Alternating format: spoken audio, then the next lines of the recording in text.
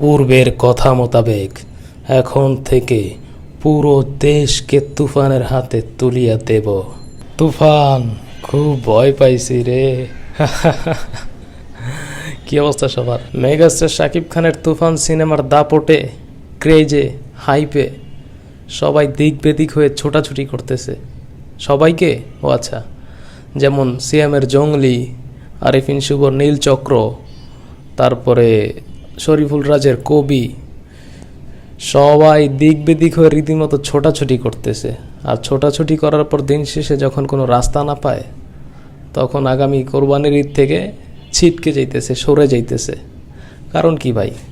কারণ শাকিব খান এখন এমন এক উচ্চতায় পৌঁছে গেছে, তার ক্রেজ এমন এক জায়গায় চলে গেছে। এই তথাকথিত স্টাররা আগে একটা সময় ভাবতো যে শাকিব খানের সিনেমা সিনেপ্লেক্সে চলে না, কিন্তু প্রিয়তমা রাজকুমারের পরে সেই ভুল সবার ভেঙে গেছে। তো তারা এর আগে সিনেমা রিলিজ দিত সিনেপ্লেক্সের ভরসায়। এখন তো সেই রাস্তাটা, সেই খাওয়াটাও নাই। কারণ শাকিব খানের সিনেমা এখন যেরকম সিঙ্গেল স্ক্রিনে চলে, সেরকম সমান তালে সিনেপ্লেক্সও চলে, মাল্টিপ্লেক্সও চলে। যার প্রমাণ গত ঈদে, গত বছরে কোরবানি ঈদে প্রিয়তমা, এই বছর রোজার ঈদের রাজকুমার। এই রাজকুমার কিন্তু এখনও চলতেছে। গতকালকে কালবেলা নাকি এরকম একটা নিউজে দেখলাম, ভিডিওতে, নিউজে আর কি, যমুনা ব্লকবাস্টার না স্টার সিনেপ্লেক্স দর্শক কমপ্লেন করতেছে যে রাজকুমারের শো কেন বাড়াইতেছে না, টিকিট পাচ্ছে না, শো হচ্ছে না, শো হিন্দি ছবি দেখাচ্ছে। তারা গিয়ে রাজকুমারের টিকিট খুঁজতেছে। তো এই হচ্ছে শাকিব খানের ক্রেজ ভাই।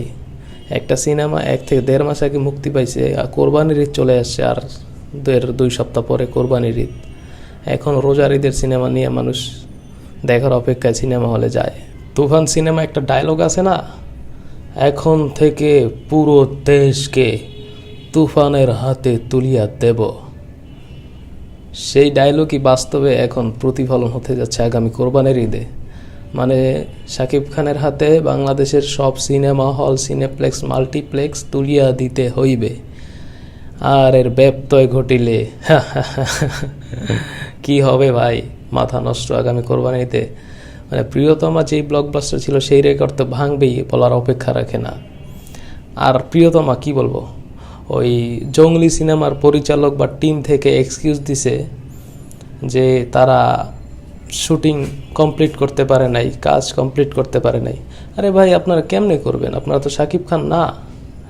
শাকিব খান 47 দিন, দিন রাত এক করে টানা 47 দিন শুটিং করে প্রিয়তমা রিলিজ দিছে। অনেক টেকনিক্যাল এই রোল ছিল, কিন্তু সেই 47 দিনের শুটিং করা সিনেমা ভাই বাংলাদেশে 30-35 বছরের অতীতের সকল রেকর্ড ভেঙে চুরে চুরমার করে দিছে। ঠিক আছে, সবাই তো আর শাকিব খান না, সবারই দিয়ে আর সব কিছু হয় না। তো একটা প্রবাদ বাক্য আছে যে যেই জিনিসটা আপনি ছিঁড়তে পারবেন না, সেই জিনিসটা আপনি ছিঁড়তে যাইয়েন না। আপনারা তুফানের অনেক আপডেট দেখে আপনারা সেটারে কপি করে, অনুকরণ করে আপনারা আপনাদের সিনেমার দূর থেকে ফটো তুলে জোর করে বিভিন্ন গ্রুপের অ্যাডমিনদের দিয়ে ভাইরাল করার চেষ্টা করছেন। কোনো কাজ হয়েছে? হয় নাই। যেই জিনিসটা করে শাকিব খান সফল, সেই জিনিসটা আপনারা করে যে সফল হবেন, এরকম তো কোনো কথা নাই। হবেন না ভাই। শাকিব খান একটা নর্মাল সিনেমা, নর্মাল স্টোরির সিনেমা করেও সুপারহিট দিতে পারে, সেই ক্ষমতা শাকিব খানের আছে ভাই। শাকিব খান এমন নায়ক যার 1 টাকার বউ, আমার প্রাণের স্বামী একসাথে একই ঈদে রিলিজ হয়ে ব্লকবাস্টার হিট হয়ে বেরিয়ে গেছে। কি আছে কোনো এরকম নায়ক? নাই। আগামী 50 বছর, 100 বছরেও হবে না ভাই। শাকিব খান একজনই, যুগে যুগে একজনই আসে। তো এই ছিল ভিডিও বন্ধুরা, কেমন লাগলো কমেন্ট করে জানান। আর ভিডিওটি ভালো লাগলে অবশ্যই শেয়ার করবেন। আর আমার পেজটা বা চ্যানেলটা থেকে যেখান থেকে দেখছেন, পেজ থেকে দেখলে ফলো করে দিন, আর ইউটিউব চ্যানেল থেকে দেখলে সাবস্ক্রাইব করে দিন। ধন্যবাদ।